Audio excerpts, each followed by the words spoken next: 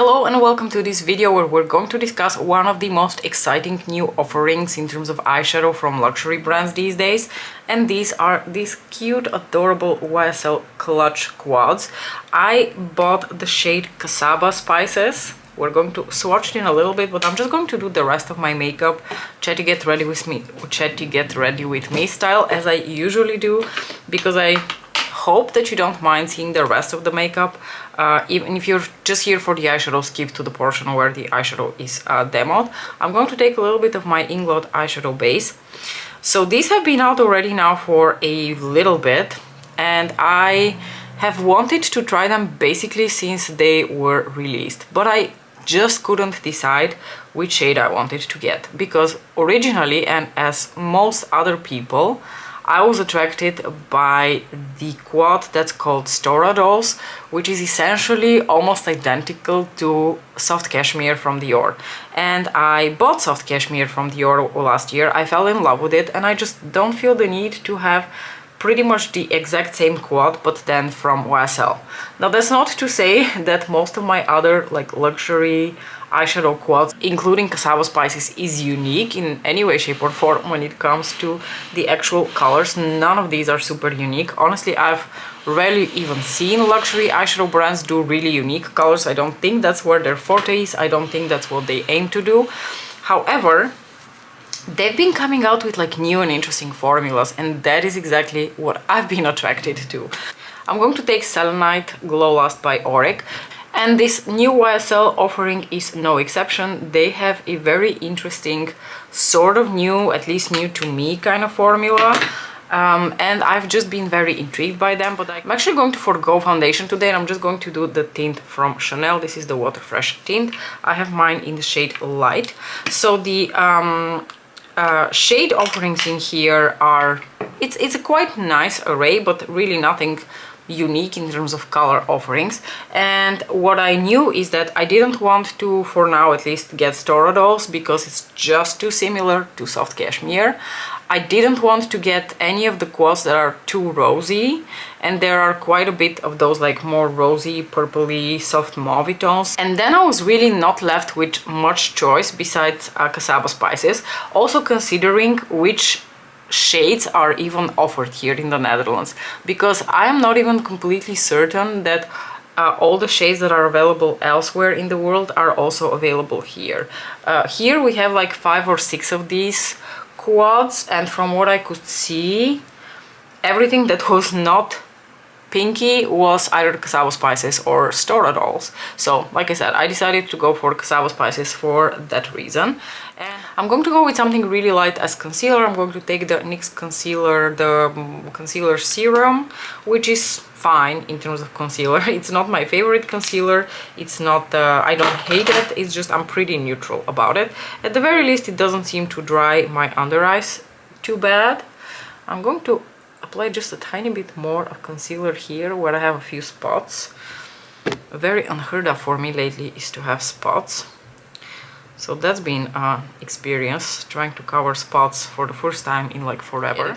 I'm going to take the Charlotte Tilbury Airbrush Flawless Finish Powder, just to blur a little bit those pores here on my cheeks. I'm going to quickly do my brows with my L'Oreal Brow Artist Plumper.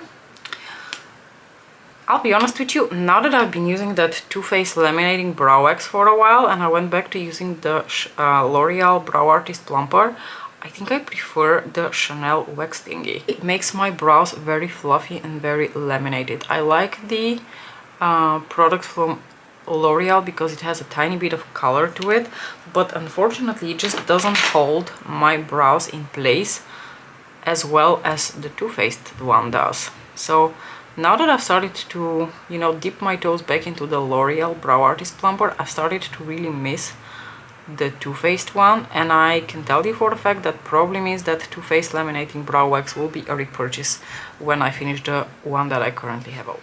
I'm going to bronze using the original Chanel Soleil Tan de Chanel bronzer. Since we're doing the Chanel complexion tint, I figured why not the bronzer as well. This is still the good old back from the day when they only had one shade of this bronzer in the also older formula.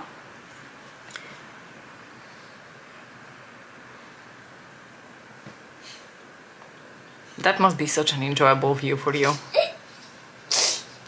Nicola, waarom moeten mensen naar je voeten kijken? Gewoon zijn ze gewoon vies zijn. Omdat ze vies zijn. Nou, mooi is dat. Waar zijn die mensen dan? De mensen zitten thuis. Die kijken via de scherm. In de tv of hun iPad of telefoon. Of in de poep. En ze willen echt niet naar die vieze voeten kijken. Maar nu zijn je voeten niet vies. Die hebben we gisteren gewassen. Sorry, Nicola was here distracting me. Next I'm going to take this liquid blush from Suku that I haven't actually used this summer yet. It was a, I want to say summer release from a couple of years ago. This is the Shimmer Liquid Blush and I have mine in the shade 03. It is a beautiful coral shade and I really love the formula of this blush because it is that really lovely sort of like gel texture and it looks very pleasant on the skin. And I've totally forgotten how to use this, so I applied way too much on the back of my hand. So I'm going to just take a little bit like this with my fluffy dense brush, and if I have too much I'm going to get rid of that here on a microfiber cloth, and then I'm going to work that into the skin. I really love this blush still. It has a beautiful finish on the skin, very natural. And I'm just going to stick with Suku also for my highlighter. I'm going to take this limited edition highlighter from summer last year. It is the melting powder highlighter in the shade 101. I know Suku was discontinuing this melting powder formula, both the blushes, highlighters, and I'm curious whether they are now completely impossible to find, or can you still find some of these shades available somewhere, or is it now completely gone? I was under the impression that it's going to take a little bit before they're truly discontinued, but I'm curious if they're already at the phase where they're very difficult to find. And now let's move on to the reason why you are all here, which is this beautiful creation from YSL. This is, like I said, the quad in the shade Kasbah Spices. Now, a few words about the packaging. I think that the packaging of this is probably one of the biggest reasons people are going crazy over them, because obviously they sort of imitated the classic YSL bag. And quite surprisingly, I actually found YSL bags to be really appealing to me. Now, I've never bought a very luxurious bag because in the end of the day, they are extremely expensive and I consider them almost to be like more collector's pieces than anything else. I'm a savage, I use my stuff. So if I buy a bag, I'm going to use the crap out of it and I'm not going to be gentle with it. It's going to go in my basket on my bike, it's going to be rained on, I'm going to take it to work, I'm going to, you know, be not rough with it, but I'm not going to be super careful. And if I have a bag like this and I just store it in a wardrobe and use it once a year, where I'm just going to, you know, step in the car, go somewhere, step out of the car and just like make a little tour with the bag, that would not be worth the huge investment for me. So I've never really looked at luxury bags as more than just a curiosity to admire. But anyway, these imitate the classic YSL bags. I think they're really pretty and I applaud them for doing something a little different and for going a little bit more out with their designs, because we've talked a little bit about the Lancome Quintin Bronze Absolute. We talked about that in my previous video. Dior Quints, Suku eyeshadow quads, they all come in like that same sort of like classic black lacquer packaging, nothing too inventive about it, nothing too out of the box. And I think YSL has done a really good job in creating packaging that also looks really appealing and really luxurious. So I personally really enjoy looking at this quad just on the outside. Now let's quickly swatch the 4 eyeshadows that are present in here. So here you have the 3 matte eyeshadows. The one that I consider to be the biggest waste of space in here, which is this vanilla cream sort of color that I am not quite sure how exactly I'm going to incorporate into my makeup routine. Then we have this beautiful transition camel brown sort of shade. Then we have this somewhat deeper brown, which I don't know that I would consider to have warm or cool undertones. To me it is relatively neutral leaning.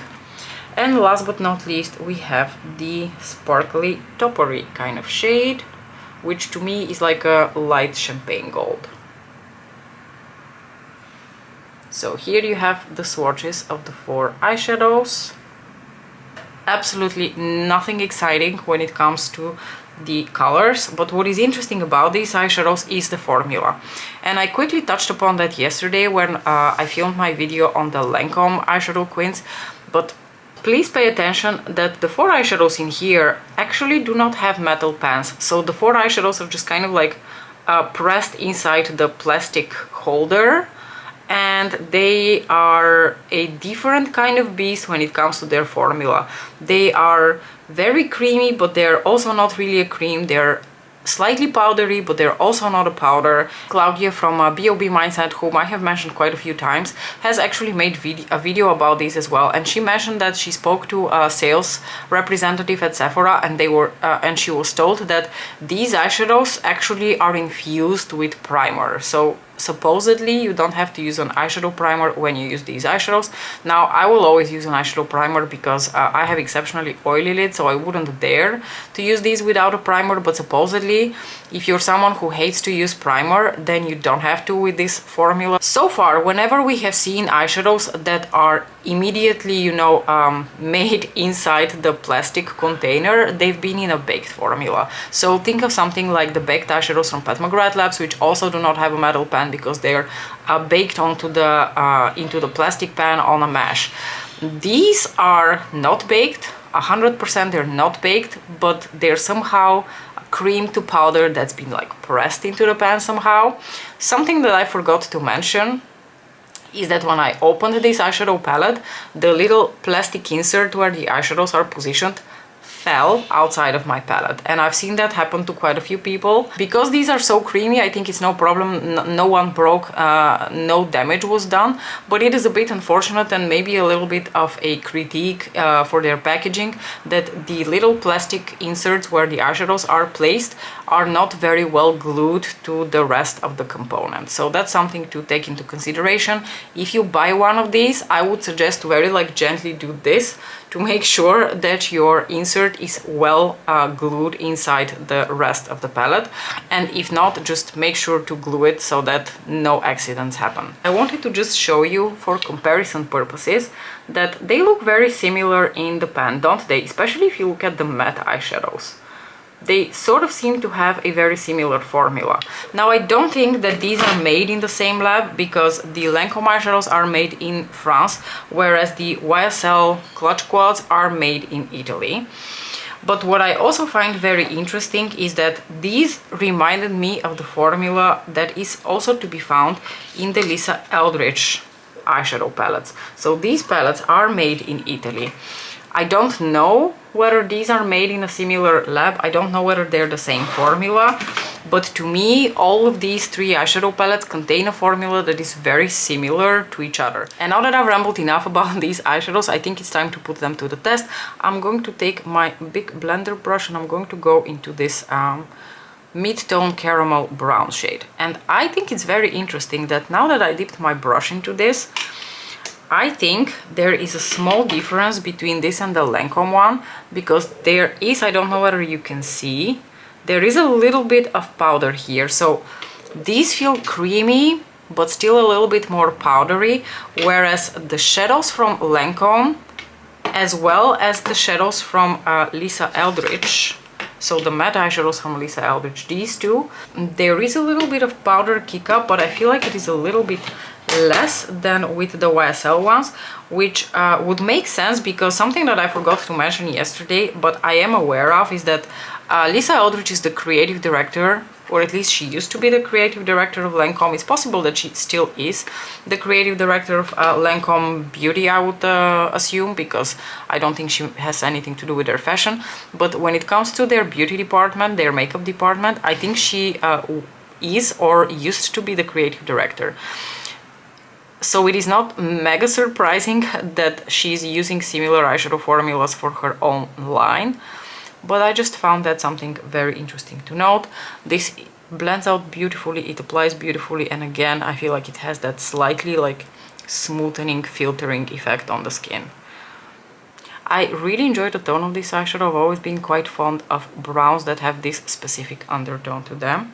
I think that's probably also one of the reasons I was attracted to this quint, because I like the tones of the 2 matte eyeshadows in here.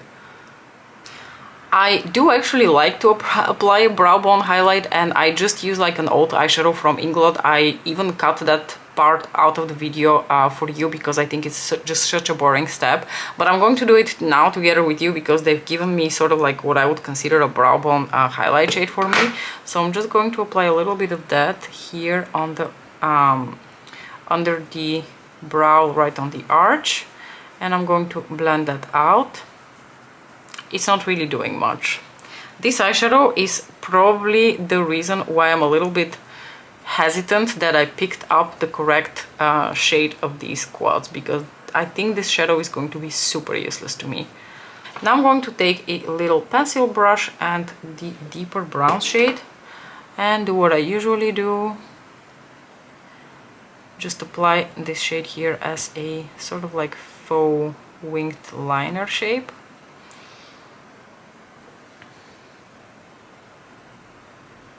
So even when I apply these on the eyes, I do feel like they sort of come off slightly easier compared to the Lisa Eldridge and the Lancome formula. So I think the formula of these other two brands is slightly creamier. This is creamy, but also has a bit more of a powdery quality to it.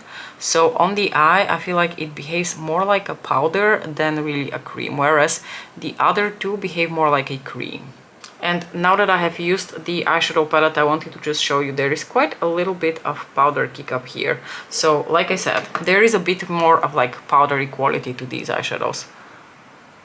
Now that's not something that I would usually do, but because I am sort of stuck with this eyeshadow, I'm actually going to try to use it on my lids as well as inner corner highlight. Specifically as an inner corner highlight, because what else am I going to use in my inner corners? Well, I could use the sparkly shade, but I don't think I want to do that. And I have used like bright matte eyeshadows as inner corner highlights in the past, and I've always really enjoyed how they look like. It's been a while since I've used one. And then I'm going to apply a tiny bit of this shade also on my lids.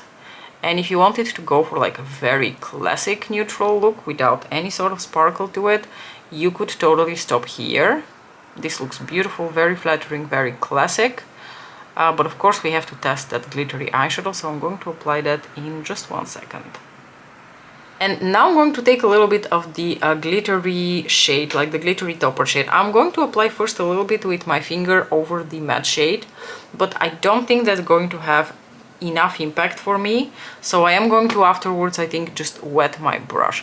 But I wanted to show, if you just wanted to put like the tiniest bit of dusting that I don't think is even going to come across on camera, but in real life it's just the absolute tiniest dusting of glitter on your lids, and you wanted to keep it very subtle, and then you could totally stop here. But obviously I'm not going to stop here because I don't even think that you can see on camera that there's a little bit of glitter here. So I'm going to take this eyeshadow on my brush like this. Got a bit chunky here. And then I'm going to spritz the brush with Fix Plus in order to get a little bit more of that like wet shiny lid effect. I have the feeling that this eyeshadow is maybe a little bit more subtle than the glitter topper that's present in Storadolls, because at least based on what I've seen on YouTube from people using Storadolls, it seems like that eyeshadow is much more impactful without any sort of like wet effect or glitter glue or anything. So consider that also if you are looking into these quads, that even with the glittery type shadows, I think they're not all made equal. This is pretty. I really like the tone of this. I really like these like more light champagne toppery shades. This reminds me in terms of the tone to the topper shade that is present in Iconic Illumination from Pat McGrath. I'm going to finish my lower lash line now by just applying this shade and this shade again in the same order that I did before. This one to sort of blend everything out, and then a little bit of dark brown for extra definition.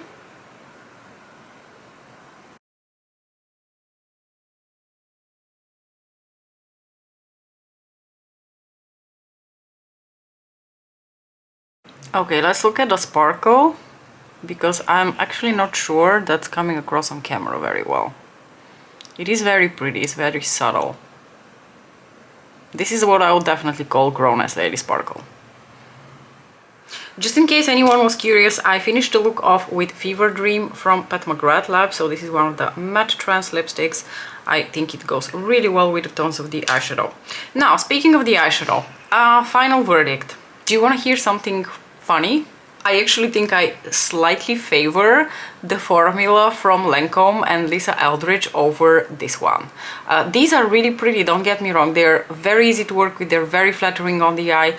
But I think I slightly prefer the smidge more cream formula that Lancome and Lisa Eldridge have with their mattes. With that said, I do want to warn you though, some people were having trouble with the Lisa Eldridge matte formula being just too creamy and not coming off the brush very well and not having this intense pigmentation from the get-go. So if you were struggling with Lisa Eldridge's matte formula, then I think this formula will be something you will enjoy more because it is creamy, but it also has a bit more powderiness to it. Whereas the Lancome one is more like the Lisa Eldridge. It is more creamy, so you have to build it up a little bit more. It's not that they're not pigmented, it's just that they are more buildable in that sense. And because these have a bit more like a powdery quality to them, they apply more pigment from the start. So that's something to be aware of. And personally, I fell in love with the matte formula from Lisa Eldridge, so much so that she's the first brand that I would encourage even to make an all matte eyeshadow palette. I haven't cared for an all matte eyeshadow palette ever in my life, or not for a very long time. There was a time when I cared for all matte eyeshadow palettes just because I wasn't really aware that so many different textures existed. But now that I'm aware of it, I far prefer like metallic and sparkly eyeshadows. So that is where this has advantages over the Lancome eyeshadow quins. The Lancome eyeshadow quins do not seem to have any sort of like glittery, highly sparkly formula, whereas these do. And depending on the quad that you get, you may even get two of them, or one that is a little bit more intense than the one I have here on my lids. And I think that pretty much sums up all of the thoughts that I have on this little YSL Clutch Quad. I'm curious whether you picked up any of these. Which color did you pick? Which one is your favorite? What do you think about the formula? Have you ever thought about the Lisa Eldridge formula being similar to this one? I can't wait to chat with you about these new like formulas from Lancome and YSL and how they compare to other things and who prefers what. I'm just very curious to hear your thoughts. As usual, thank you so much for watching and I'll see you in my next video. Bye!